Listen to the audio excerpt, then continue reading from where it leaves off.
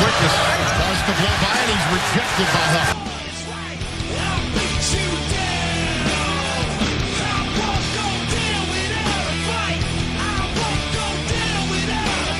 That's what they do. Beautiful lob. Sherman Douglas-esque right to the big. And Jay Huff huffs and puffs. D.J. Clark. Beautiful look. Great. Scott is out there now. Wilton's inside.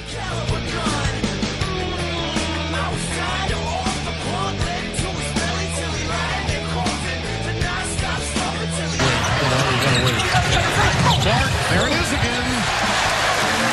Softly off the window pane this time for Huff. Off of the home team. And they dig it. They love it, Mike. Sims or Matt get off to a good start. And Sims right away rejected by Huff. In traffic gets it done. That's just a mismatch in there. In fact, I did his championship game when his dad was coaching him. There's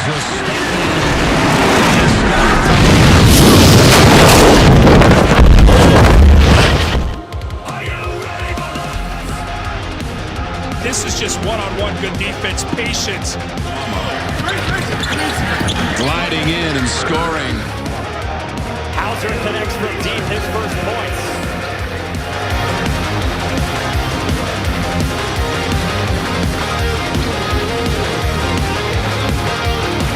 Clark, a no-look. Murphy, catch and release, and he's ripping the ropes for Virginia. Even with that great shooting by Wake Forest, still only now a 3-point lead.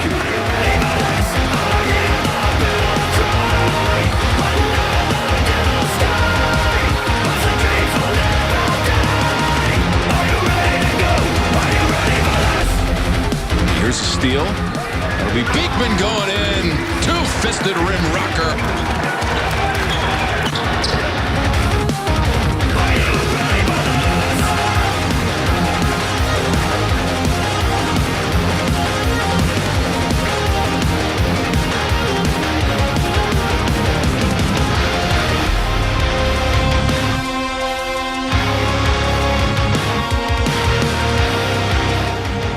Down to 3 on the shot clock.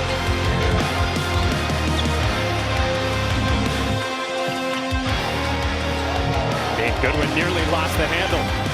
Working on Murphy, had it blocked. Huff wants it. He got it from Hauser, and Huff drills it straight off. It's been a hit parade on the defensive end for the Cavs. Karnick blocked again by Jay Huff. 9 blocks for the 7'1" redshirt senior from Durham, North Carolina. Kihei Clark off the bounce. So, boy, that was nifty.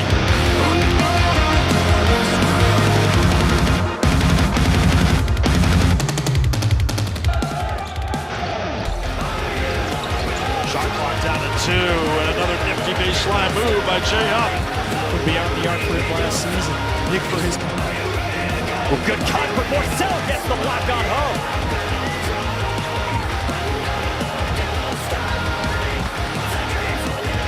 Clark on the drive, blown by Goodwin. How about the ball fake by Santa Hauser? Pivot move in the baseline.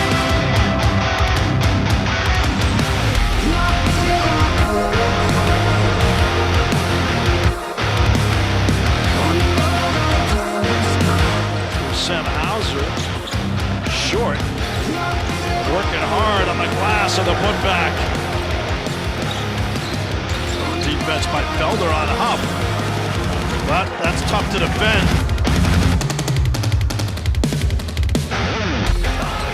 Tabs on the baseline, the double on the block by Murphy.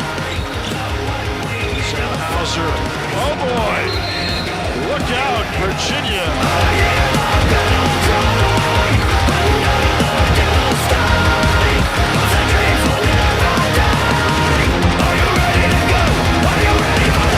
Clark against the zone, trying to dissect. Here's Murphy. Yes, sir.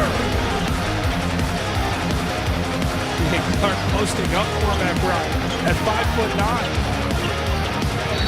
Clark on the scoop to the rim, gets the roll.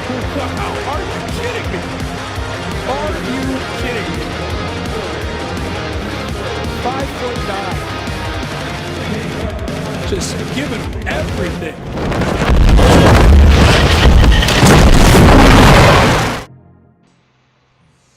Good morning, Wahoo Nation. I hope that got you a little bit hyped up. Grab your coffee, and I have got with me a couple of guests. Bring them on up. In the middle there is Val Prochaska, the Hoo's Play studio host. And all right, good morning. On the other side of the screen is our special guest from Locker Room Access, Zach Carey. Welcome, guys. Hey, everybody. Yeah, thanks for having me on. Yeah, sure. Anytime. Always good to talk with someone who is a fellow X's and O's enthusiast. So I have to ask you, Zach, where did you learn your X's and O's? Mostly just like YouTube and watching tons of games. I'm not much. I don't play a ton of basketball. Just pick up at this point in the park and stuff. But I grew up playing lacrosse, and there's a lot of similarities between basketball and lacrosse. What ways? Well, the X's and O's on the offensive side of the ball and defensively, frankly, are pretty similar, right? There's a lot of picking, a lot of it's the same movement, even though lacrosse is sort of 6-on-6, which basketball is 5-on-5. Lacrosse, you can go behind the goal.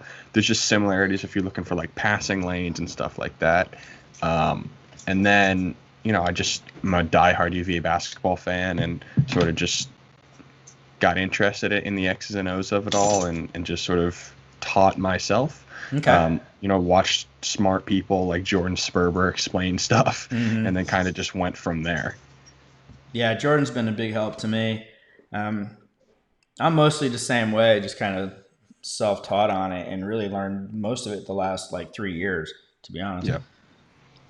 Back in the mid-'90s, I read Dean Smith's book, I read Cliff Ellis's book, I read a couple others because I was coaching a youth team, Charlottesville City Rec League. What's the age group? 13 to 15-year-olds. So I read all those to, at least learn a little bit, and that's where it started. But these last 4 years of just breaking down every game video, I've learned so much. And like you said, Jordan Sperber has been a huge help because then I watch his videos and talk to him, and then that helps me to see what's in the game videos. Yeah, absolutely. And also just because I'm not I'm not in tons of basketball circles just for the sake of the lingo, because sometimes I'll just be like calling random plays that I see, like whatever I call them. Right. And then, I know. And then I'll have to Google something or like watch his videos to actually figure out what I should be calling it. But yeah, no, I mean, it's sort of one of those things that once you kind of get an eye for it, which it's not too difficult if you watch enough of it and if you study it, you kind of can't ignore it. It's like sort of like, once you're starting to see certain patterns and stuff like that. I mean, and I love it just because understanding the X's and O's sort of feels like you're getting inside info, even though you're not, even though you're just watching, and being able to sort of like understand a game that way. It just gives you that sort of, extra, I don't know, level of fandom potentially. And then if you're actually, if you're writing about it, it's just fun, and it's just another thing to get invested in, I guess. Well, there's something to, watching every single game. And I mean, I went to UVA back in the 80s, and grew up as an ACC fan. So, I mean, I was watching, dozens of games. I mean, my first year was Ralph's last year. So, I mean, I was, certainly watching lots of games, but there's something about watching you were a year ahead of me. Single game, that forces you to start paying attention. I mean, in some respects, it becomes a job. Yeah. I remember against, I was not in the mood to watch us, get spanked by Gonzaga. I mean, I didn't want to watch that game. There was other things I had going on that day. I didn't want to do it. And I remember complaining to my wife, I just don't really want to watch this game right now. And I'd be cleaning the fish tank or something else. But nevertheless, you force yourself to do some things that you don't like, and it becomes a habit. So, like you said, Zach, you're training your eye to see things to see patterns that are there. You just you just have to learn to watch them. And to me, it makes the game a lot more interesting when sure. you know what's going on and you can see, because so many sports, like the basic concept of the game is very simple, but the tactics and the strategy that come into it gets very complex. And I appreciate it more when you recognize the kinds of decisions that the guys are making in the moment, on the fly, and you really begin to understand just how experience comes into play, because you can run it up, you can draw it up, you can play it in practice, but until you come up against a live opponent who's got their own strategy, their own tactics, and who's actively trying to make you fail, you don't see situations. And that's why, even with a guy like Sam Hauser, he was here for a year, smart veteran. Until he gets out on the floor, he's basically a rookie, especially in the defense. So, anyway, that's fascinating. And what I find I try to do, especially when I'm breaking down the video, but sometimes when I'm watching live, is to just kind of focus my eye on the middle of the screen and use my peripherals to watch the game, rather than kind of just following the ball like we do when we're just watching. And that's when you see all the off-ball stuff. Right. You kind of see it all coming together, and that's really how the players have to. If the players get focused on one thing, then they lose awareness, and that's when you get things like backdoor cuts and stuff like that. So the mental training that's involved in playing and coaching successfully at a high level is incredible. Yeah, absolutely. I mean, I think, in terms of just watching, basketball is one of those sports where, unlike, say, football, like a lot of football, what you're watching on the screen is just, 4 defensive linemen going at 5 offensive linemen, and then you pan to the guy catching the football when they throw it. And so you don't really get to see sort of like the back, the coverages. Right. You can't really analyze the routes as well, and sort of how they're scheming guys open. And then even like on running plays, it's just so bang that you can't even, it's hard to even identify sort of the offensive line design movements. But I think, basketball is sort of fun because you can see the whole court the entire time. And, at home, you're even getting a better view than you would be generally in the stands. And so you can kind of, it's easier to do it for basketball than other sports. And it's pretty fun if you can hear smart people talk about it, like Jordan Sperber, and then sort of integrate, some of that into your own analysis. And it sort of, as you said, makes the game more interesting, and it just adds another fun level of fandom for me. Yeah, me too. So Jordan Sperber is HoopVision68 on Twitter. Another one that I like is Gibson Piper, who is Half Court Hoops on Twitter. He's got a thing like Jordan's, and he does kind of a similar thing. So those two guys I've gotten a lot from. So, but I think we should turn that analysis that we're talking about to the game today.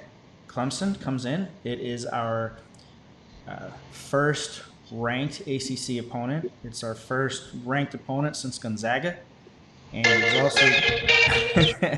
also the first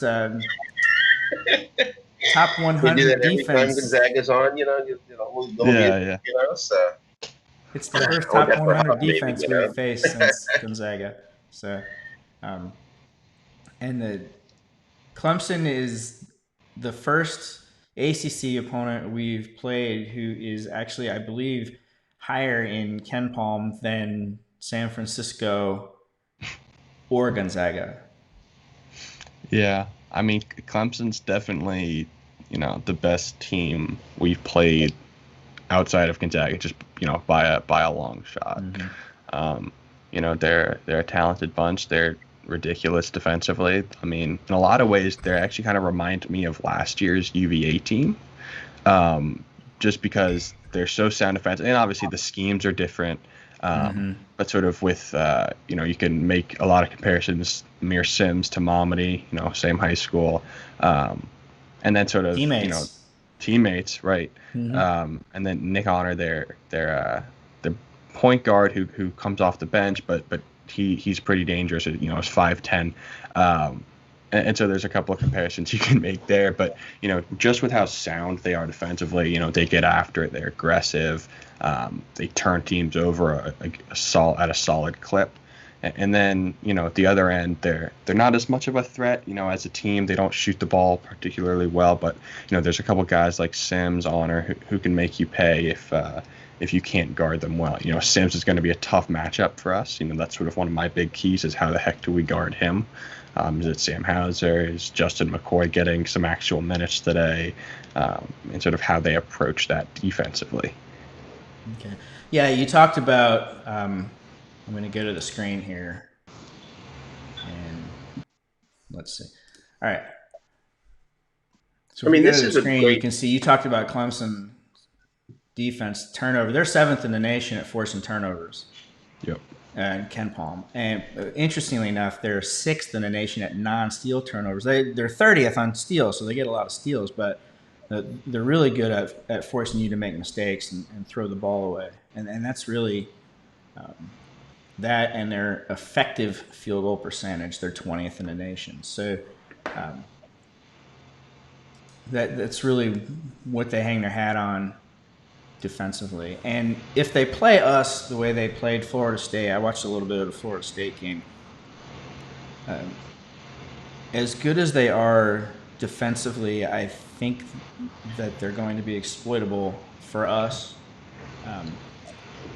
if we can pull it off, because they switch every ball screen, or they switched every ball screen that I saw, and you didn't even really have to set much of a screen to get them to switch. Two guys come together and they just switch. Yep. And we have two guys who should be able to take advantage of that if we scheme it. For example, like if we're running a 5 out and we set a ball screen, that's kind of a perfect set to exploit this, because we have Sam Hauser. We can get Hauser on a guard, and he just take him down in a post where he's basically automatic, just turn around, jump right over the top. And then, obviously Kihei would be the other one, get him isolated on the big man, take him out to the arc, give him space, and let him go. So I would look for those two things. The other thing about Clemson's defense that's a hazard for us is they pick up full court, and one of their big men is looking to double the ball handler, and their other perimeter players are looking to jump passing lanes. They're pretty effective doing that against Florida State a few times. And so if we're not alert and careful, we could have a lot of trouble with that. Yeah. I think we have been good. We haven't been turning the ball over too much, I believe. Not since Gonzaga. Not since Gonzaga. And I believe our turnover rate is pretty low. I think we're 5th in the country. Yeah, it's extremely low, and especially in ACC play. Yeah. I think we're averaging pretty low, which is impressive, and it's also a little bit of a result of the offenses we've been running, sort of with this 3-man motion set. There's not a lot of dribbling, not a lot of crazy passing. It's just sort of the same pretty simple passes, and then just trying to scheme guys open. I am interested to see how Clemson decides to play that, because if they're switching everything, then things are going to get complicated for them, sort of in that triangle. But yeah, they're definitely exploitable as long as we don't cough the ball up, and I think that's a big key. And then also hitting some open shots is going to be important, especially from 3. Guys like Casey and Trey out on the perimeter, and frankly Reese, if he can knock 1 or 2 down from 3, that would be great, and that would just open everything else up for guys on the inside, just so to make Clemson respect us a little bit out there, but also not get too giddy in the passing lanes, not jump them too often. I think you can cut back door on certain plays, potentially in transition if they're being too aggressive. And maybe we can take advantage of that a little bit early, sort of make them play more honestly.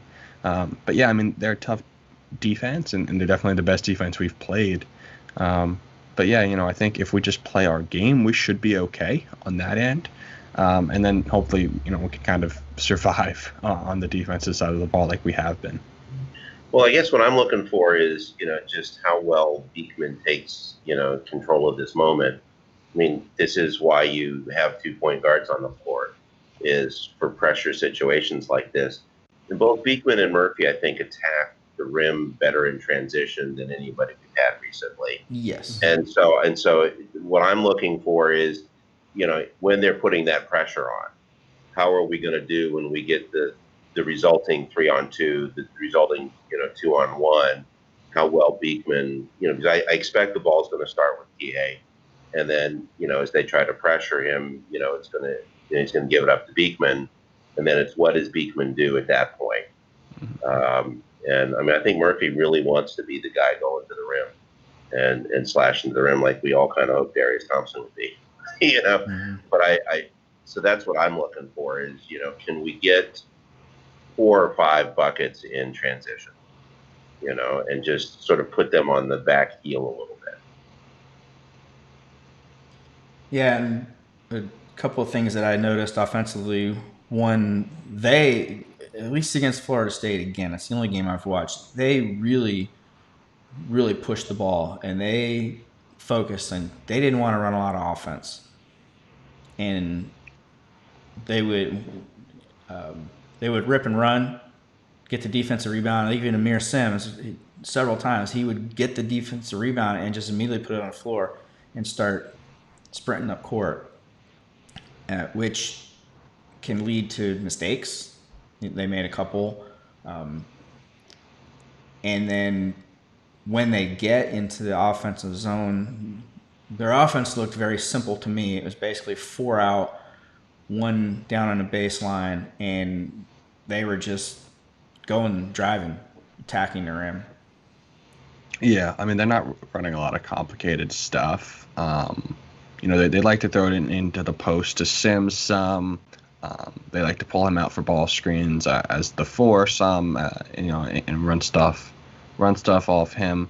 I'm not all that impressed with their guard play, to be honest. Like, I don't think that anyone is necessarily going to kill us. I like Honor, even though they bring him off the bench. He's their best 3-point shooter. I think he's like 44.2% or something on the year on over 5 attempts per game, which I think is, could be deadly. And then specifically guarding Sims, like what we've been doing recently with Sam Hauser. Is we've been playing him at the 4, having him guard 4 is like Nate Laszewski against Notre Dame, but then switching ball screens, right? So that he doesn't have to hedge, and then you're sort of forcing that 4-man to beat a guard in the post. And we haven't really played anybody that has a guy who at the 4 who's going to post someone up. And Amir Sims absolutely will post a guard up. And so when they inevitably run a ball screen with Amir Sims, I'm interested to see how we play that. Like if they have them switch still and then say, all right, we're just going to send a really quick double in the post when they throw it in there on the guard. Which is what we did against Notre Dame. More against Notre Dame, yeah. Right. Yeah, there's a lot more doubling there. And so, that's going to be interesting, because I think Sam, like pound for pound, might be the best matchup for Sims, which is kind of weird to say. But I think he's just kind of he's got some of the bulk that I would agree with that, except that Jay Huff was extremely successful against Sims last year. Right. Yeah. Which a couple of the highlights in the video that you guys didn't get to see were, Huff taking Sims. I don't know if you guys remember one of my favorite Huff highlights from last year was when Sims got the ball out in the corner and Huff had to recover to him. Sims tried to go to the basket and Huff stuffed his shot, in the lane. So Jay had Sims really, that was one of the reasons that we won that game, is Sims really struggled against Jay. So we'll see. That's something to watch this year. Yeah. I mean, I'll be interested because I didn't rewatch that game, and I don't remember a ton of it, but were they playing Sims at the 5 there, or did we just have, okay. Mm-hmm. So I think this year they've been playing him at the 4 more than with the Jonathan 5. Bear, with who's John, 6'10". Right. And so, I mean, potentially you could play Sam on on Bear, but I think that's definitely an option, and I think with how I do remember now how effective he was. Those are sort of the two guys I'd throw at him. Trey, if you're worried about Sims in transition, is probably the guy, but I don't think you want Sims backing Trey down in the post. And then Justin McCoy, if he gets minutes, which I kind of doubt with how dominantly Sam is dominating, well, with how much he's playing at the 4. But yeah, I mean, I do think that that's kind of going to be a key, and whoever they put on him, however they decide to guard him, is kind of going to be what I'm watching on that end. Mm-hmm. And I think functionally, Bear and Sims and even PJ Hall, the freshman who comes in, who's 6'10", we recruited him a little bit. I think functionally they're interchangeable for us to defend because they're all going to do basically the same stuff. Yeah. They'll all shoot the 3 if you leave them open. And they're not nearly as effective as Notre Dame, with Leshevsky or Gonzaga. Corey Kispert, he was there for. But they'll do that. I feel better about being able to post double Clemson than some of the other opponents. I hated the idea of post doubling Notre Dame. Because everybody can shoot. Yeah, I almost wonder if that decision was like preemptive for Clemson. Like that was kind of the vibe I got, because I was like, why are we? Because they were doubling with Durham in the why post double against Durham? Jay. I was like, why are we and then when Cafaro was in, we didn't double, which was like, I'm like, all right, so our like third string center isn't getting the double. I mean, and Cafaro was fine. He was good against Durham. He played well defensively. Yeah, he did. In the God, which is great. And we'll probably see him again today unless Caden's back, which I don't know. I don't think anybody does. I would expect not to see Cafaro as much today because they don't really have a low post big man. Yeah. Who's going to be mostly hanging out in the lane, which is he's definitely not going to get the minutes he did against Notre Dame. Right. But I think if Caden's still out, he'll probably get some run. It'll be big if we get to play NC State on Wednesday. Right. Yeah, that's going to be a big one for him. But I don't really expect him to have much of a role today. Yeah, no. I mean, but like you said, if Caden's not back and Tony can't trust Justin, then Cafaro becomes his only choice. So. Yeah, no, it's interesting. They've kind of gone away from the McCoy at the 5 look. He's been getting slaughtered in post-ups. Yeah, and just without having that shot blocker, sort of on the floor. And even though Cafaro isn't really that, he's still kind of your enforcer on the backside that when he helps, like, you see him coming, Yeah, he's still 7 foot and big. So just from that, he gives you rim protection just because he takes up so much space. But Huff's been fouling a lot lately, right? And getting called for it, so which is limiting his minutes to some degree. So someone's going to have to. I mean, so for the last 3 games, he's only averaging about 25 minutes a game. Yeah. So that's 15 minutes that somebody's going to get, right? When he's out. So I'm actually expecting to see Cafaro, just because I liked how he cleared out. It was. This man knows how to box out in a way that, we haven't seen. And it was just, I enjoyed it. Notre Dame, just, he was always putting a body on somebody and clearing out the box. And the issue is going to come, I think, how well is Clemson going to be able to go outside in rather. And, they're going to be looking to do the same thing we are. Zach said, that he is, hitting open shots and opening up the inside. Well, that's the formula for everybody playing basketball. Everybody wants to hit the outside shot so they can get to the inside. And as we're struggling to cover try to run shooters off the 3-point line, there'll be space inside that they're going to want to attack. And I think Cafaro is going to be just fine at that.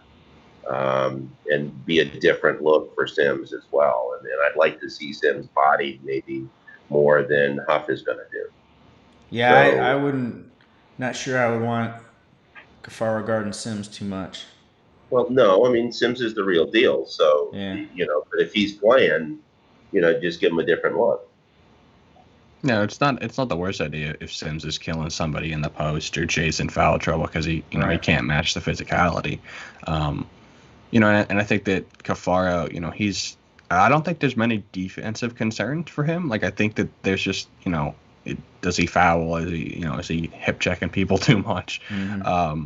I think, offensively, you're kind of uncertain. I think he had some nice flashes against Notre Dame. He still can't really finish all that well, but he's got the body and he knows how to set screens, which is nice. Mm-hmm. And that's sort of, in that triangle set, you need a big guy who's, in Jay, you have someone who can sort of spread the floor by popping to the top of the key. Cafaro's not that guy, but he can still get guys open, right, just by setting pin downs and and sort of the various screens that they set. And cross screens in the right, lane. yeah, Mm-hmm. yeah. And so, and then, the occasional post move, like, you're not going to throw it into him as much as you are going to for anyone else. But, if he can just sort of not be a minus offensively, not be a black hole, then that's kind of all you need from him on that end.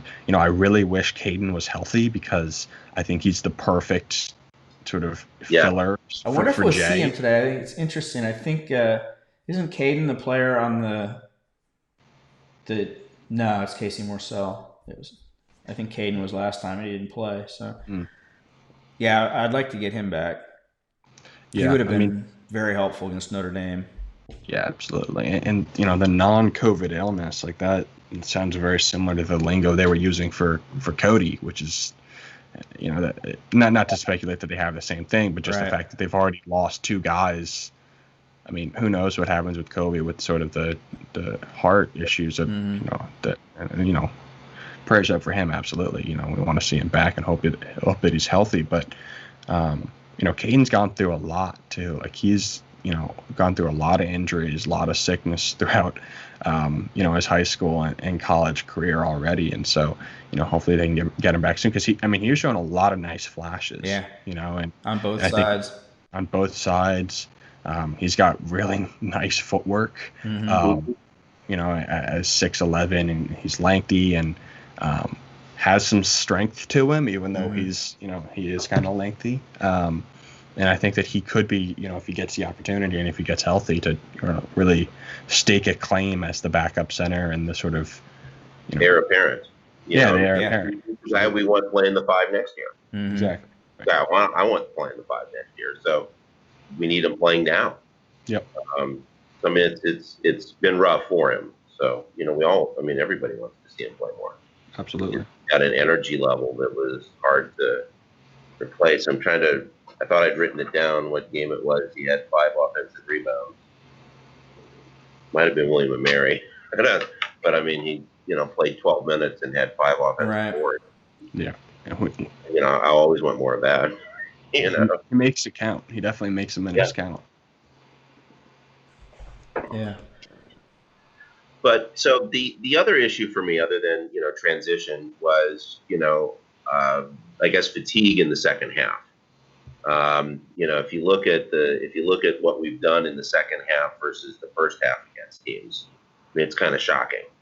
We held Notre Dame to 25 in the first half, 43 in the second. That's been pretty much the pattern. The only two teams that we've kept from scoring more in the second half were Wake and BC.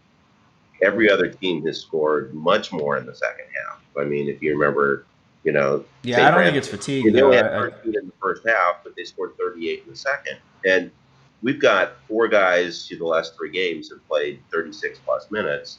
And we're going to go against the Clemson team where they've got 10 players who are all playing about 20 minutes. Mm-hmm. And they are going to be fresher. Yeah, I don't think it's fatigue. I think it's halftime adjustments. Especially in the early games. It was definitely halftime adjustments with San Francisco and I think Kent State.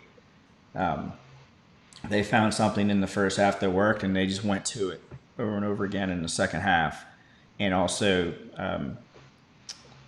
in those games, they also were able to get out in transition a lot more in the second half. And so, that helped a lot too, partly because of what they were able to do to our offense.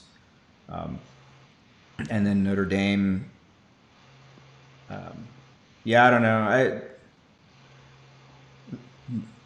I think Notre Dame, a lot of it was one of the other traits that this team kind of shares with the championship team is that when they get a big lead, they kind of pull up on the gas a little bit. Yeah. They'll let teams. That's a natural tendency. Yeah, it's not just our teams, but some teams don't do that. The 2013-14 team, when they got a sizable lead on you, you were done. Yeah. And we've had a couple other teams that were the same. They got a sizable lead, you were done. And the championship team and this year's team, it's not that way. It's just, and I think, I feel like with Notre Dame, maybe fatigue could have had something to do with it. I think a lot of it was just a little bit of a loss of intensity. And, Notre Dame has a very good offense. Their defense stinks. Yeah. They have a very good offense. And they have, for, 60, 70 minutes against us, they shot well below their potential, their season averages from three. Yeah. And so it didn't surprise me that they had, a 5 to 8 minute stretch where they scorched the nets. Now, Cormac Ryan getting 16 second half points, a little surprising, but yeah, I do think Val's point about fatigue could come into play just in comparison to how fresh Clemson's going to be. Like, as you said, they run 10 guys, and sort of with how aggressive their defense is, that's going to benefit them, right? And then if Kihei and Reese start getting a little tired and they're turning the ball over, they get frustrated, there's no one really that's going to bail them out. You know what I mean? Like, there's no sort of like. Have you seen Kihei get tired? Just an aside. No. He doesn't get tired, but I've never seen him get tired. But I think his second half defense has not been as good as his first half defense. Mm-hmm. If you remember that time when he tried to block Ryan, Ryan got to the hoop, and Ryan's putting up with his left hand, and Kihei's trying to block it. I mean, that to me is what I would call a tiredness foul. I mean, you're just not thinking anymore, because he can't block that shot ever, but he's trying. Beekman plays a lot of. I mean, I love Beekman's hands, but he plays hand defense, which is what Bennett does not teach. You move your body, you don't play with your hands. And he picked up, Beekman picked up 3 fouls in the last 9 minutes of the Notre Dame game, and they're all hands kind of reaching in, and we all thrilled to when he makes the steal and picks somebody's pocket, but tiredness, you're not moving your body and you start reaching in. And so I saw both of those guys being, making the sorts of mistakes that I don't think they made in the first half. So no, I mean, Kihei's a warrior, but, I don't think, 37 minutes of a game, in the 35th minute, he's going to be as fresh as he is in the 10th. He can't be. So, it's just, those are those margin sorts of plays that, I don't know how to quantify them necessarily. But it just seems to me that, we're going to be, that could be a vulnerability. But we are consistently giving up a lot more points in the second half. I mean, 59% of the points we've given up this year have been in the second half. Mm-hmm. And they've been to good teams and bad teams. So I guess the other thing I'm hoping is that, Clemson was paused for, COVID protocols. Right. They only started practicing on Wednesday. And, we could see that against Gonzaga, that we weren't as sharp. I mean, it's hard to sit for 10 days and watch Zoom meetings. They're not, so maybe they're not going to be game fit, and that's, there is something to have been playing every single day and getting that routine that we should have an advantage against them. Yeah, it's a factor. To me, when I look at the roster, it's basically the same team it was last year. And they have a couple of new players in the rotation. They're not the top 5, but they're basically the same team. And I think that helps them with the defense. And I just don't see The reason I think that the Who's going to win the game is because we just have more star power on the offensive end. I think our offense is significantly better than theirs. Yeah. And in these kinds of games, I think that's what wins out. Mm-hmm. But, you mentioned it being much the similar team last year. Clemson had an interesting year last year. I mean, they ended up finishing 9-9, right in the middle of the field. But they beat Florida State and Louisville, and Duke and Carolina. Duke. Yeah. Yeah, they beat Duke at Cameron. For the first time in 60 years or something like that. Mm-hmm. So they collected a lot of scalps. Didn't they beat Carolina at Carolina? Okay, maybe that was first time ever. Yeah, so, ever. That sounds right. So that is, they had an astoundingly great season last year, and still finished 9-9. Mm-hmm. And Zach, one of the things that Fred and I talk about all the time on our podcast is how much Bennett owns the ACC. Mm-hmm. And over the last 7 years, he is 11 games better than any other program because we don't drop the stupid games. Mm-hmm. And Clemson still has to learn how to not drop the stupid games. I mean, Miami looks relatively weak this year, and they only beat them by 1. Yeah. Overtime, right? Or was that? Yeah. Or NC State was the overtime game. Was overtime, and NC State just got pulled out. Had their doors blown off by Florida State. Mm-hmm. So, this is the sort of grind now that this ACC is starting to be a grind, and pandemic makes it even worse. And these are the games that Tony tends to win. Over the last 7 years, and Clemson hasn't proved that they can win the grind games successfully. Mm-hmm. Yeah. I mean, everybody has to start somewhere, but they didn't win the grind games last year. And I think that we've just got, sort of, as Fred mentioned, we've just got that offensive star ability or just talent that can win you a game late. Like this, I expect this game to be fairly close. Mm-hmm. I don't think Clemson can blow us out in the first place, just because I think that their offense isn't dynamic enough to do that. And then I think, in the last 5 minutes, I think we've got more guys that we can confidently go to for a big shot.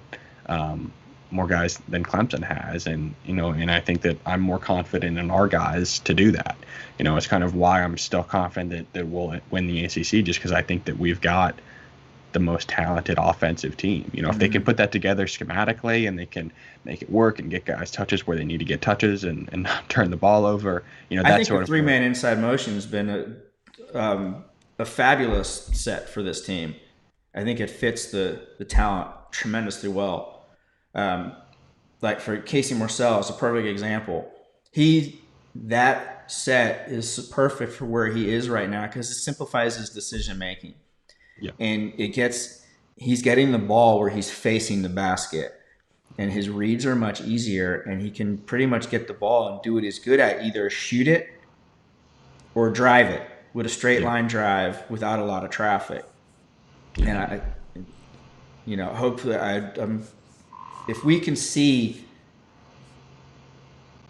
Notre Dame, Casey, and not even necessarily at that level of, hitting all of his shots, but, where he's a reliable three-point shooter out there, that's a huge factor for this team. Huge. Yeah, absolutely. We've been missing him since he walked on grounds. Mm-hmm. So, absolutely. I mean, a dialed-in Casey is a huge plus to this team. I mean, this is what we've waited a lot of games to see this kind of Casey. So yeah, and he's up to 35% from three. If he can be a 35 to 38% three-point shooter out there on one side with Trey Murphy on the other side, both of them who they don't have a great handle, and you don't want to put them in ISO ball where they have to break a man down or dribble into traffic. But if they can do that straight line drive, attacking the baseline and attacking closeouts and shooting a three, they're fantastic floor spacers in that three-man motion offense. And then you have Jay and Sam and Kihei, who can just work to find, again, like I said earlier, and I think we're going to see a lot of us trying to find that matchup and hit it. We've done a lot more of this year lately. Of you get Sam on someone he can take, you get Kihei on someone that he can take, and even now Jay's starting to make an ass of me down there in the post with his post moves. He's been much better scoring in the post the last few games than at any other point in his career. Yeah. So that offensive set, it takes those guys, Zach, that you and I are talking about, who can, just make plays, and it gives them a chance to find a matchup, and it doesn't matter which one. Right. Yeah, and I think it's been really nice to see Jay be more aggressive shooting the ball. Mm-hmm. It's just he's been good in the post, but also just when he catches the ball at the top of the key, or at the point of that sort of 3-man motion, if he has space right now, he's shooting it. Like, he took 8 threes, and part of that was he was hot and he was like, I'm just going to jack him up. But he's taking, I think, over 3.5 threes per game in ACC play compared to like 1.7 in non-con play, which is a pretty, that's significant. I've been crying for that for 2 years now. Yeah. Shoot the ball. And he stretches everything out for Sam and for Kihei, sort of on the inside. And if you have Sam Hauser running his little mid post thing and you can give him space, he's scoring. And teams aren't doubling, right? Which is like, because who do you double off of? Exactly, and that's why Casey being able to hit shots and obviously Trey and Sam are the threats that they are.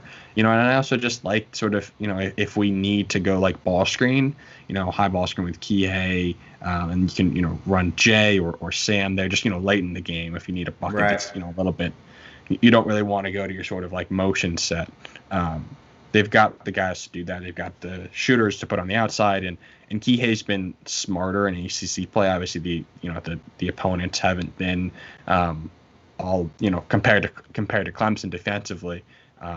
They don't compare, but he's been smart and he's been making good reads. And so it's nice to sort of have that in your back pocket and know that you can go to Kihei late a little bit as a guy in the ball screen, and you can just throw it into Sam in the post, if you really need a bucket.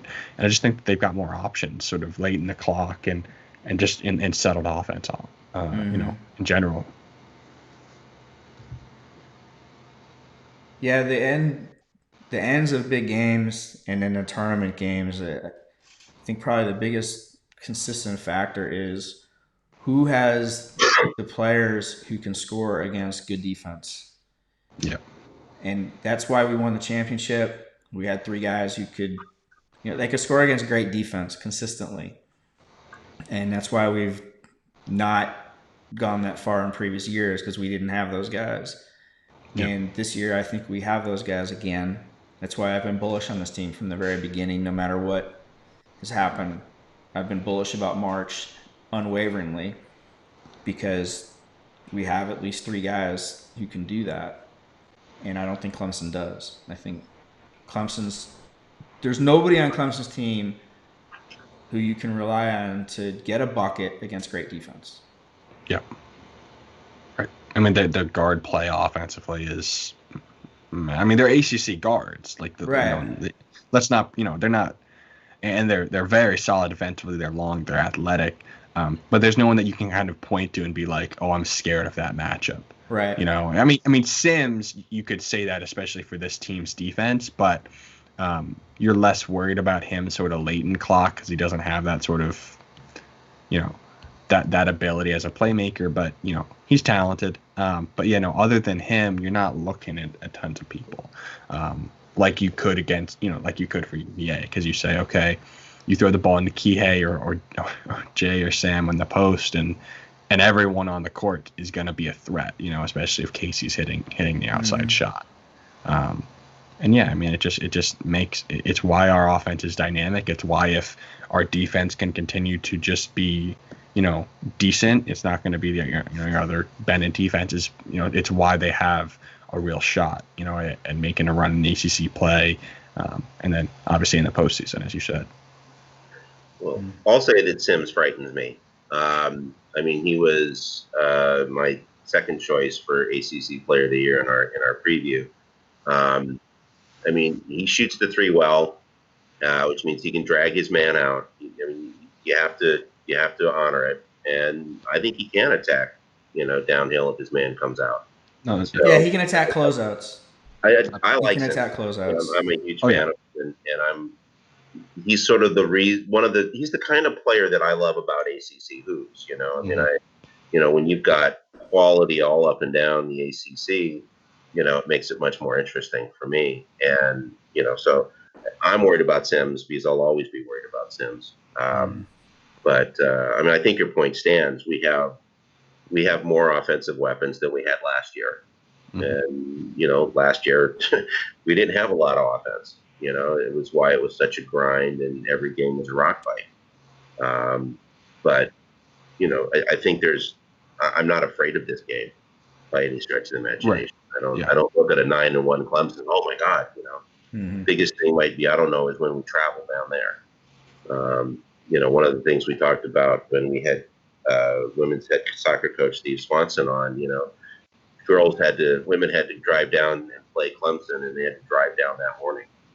I mean, it's a 6 and 7 hour bus ride, for a 3 o'clock game. I mean, that just sucks. I mean, I presume the men get something slightly better, but if for some reason they're traveling down there right now, that's not a good thing. So I think they got in last night. I think I saw. And that's just no inside information. I just followed them on Instagram, and a couple of guys in South Carolina. So right. Hopefully they got a good night's sleep and are ready to go. Okay, well, men's basketball has a different budget than women's soccer. Let's just put it I know. But yeah, I mean, I'm not afraid of this game. So I'm looking forward to it because I'm tired of playing the Wakes and the BCs and the Notre Dames. Yeah. So, all right. So running out of time. So it's each of us. I would like to have one thing you're going to look for, one thing you're worried about, and your prognosis for the game. Okay. So I've already said it. I'm looking for some measure of transition offense.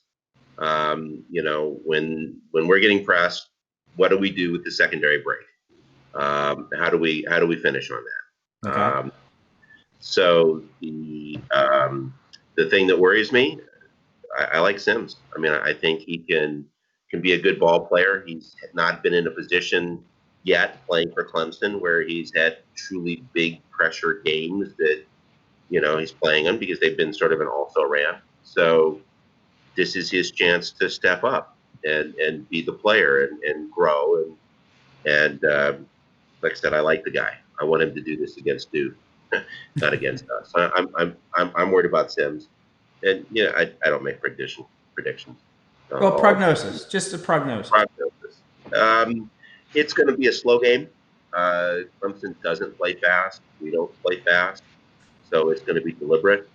And I think there will be, it's going to be one of those things where every possession in the last 4 minutes matters.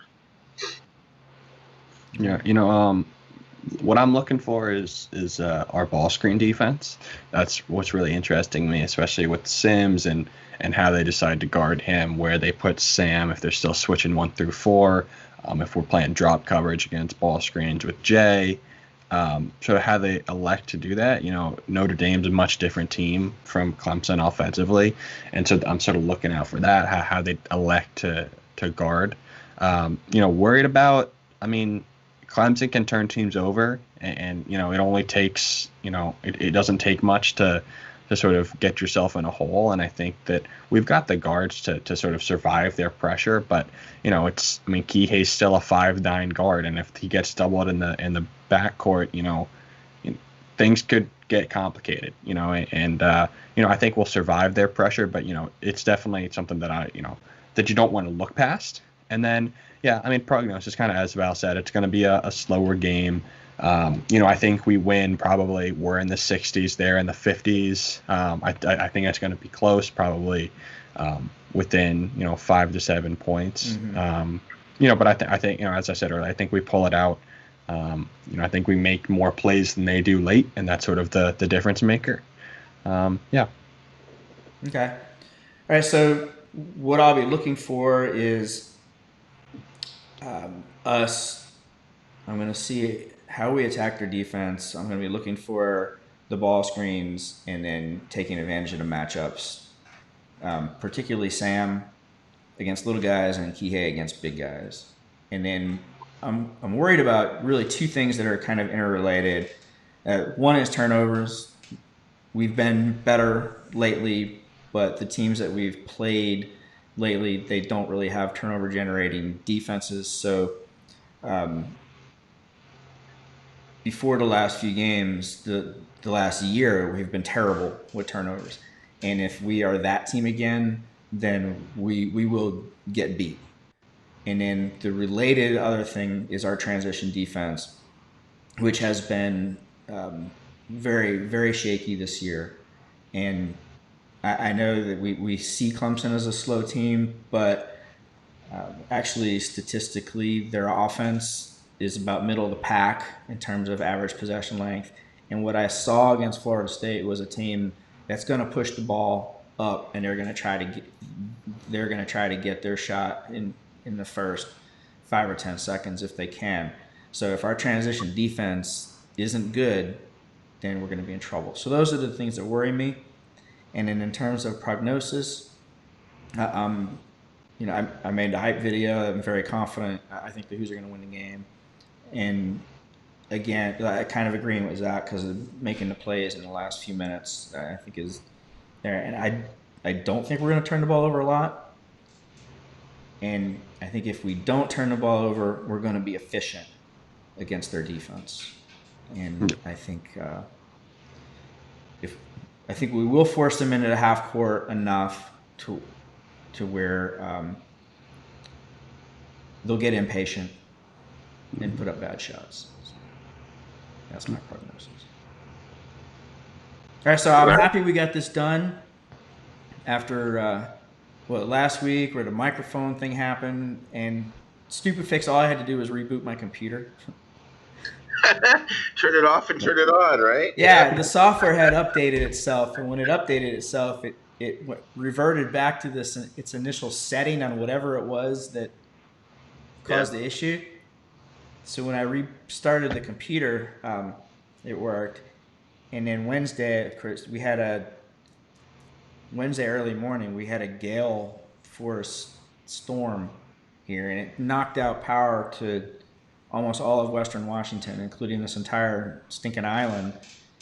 And then last night, the power went out again. I freaked out, but I think it was because they had to turn off our power so that they could turn on the power for like a neighborhood a couple blocks away that had been out.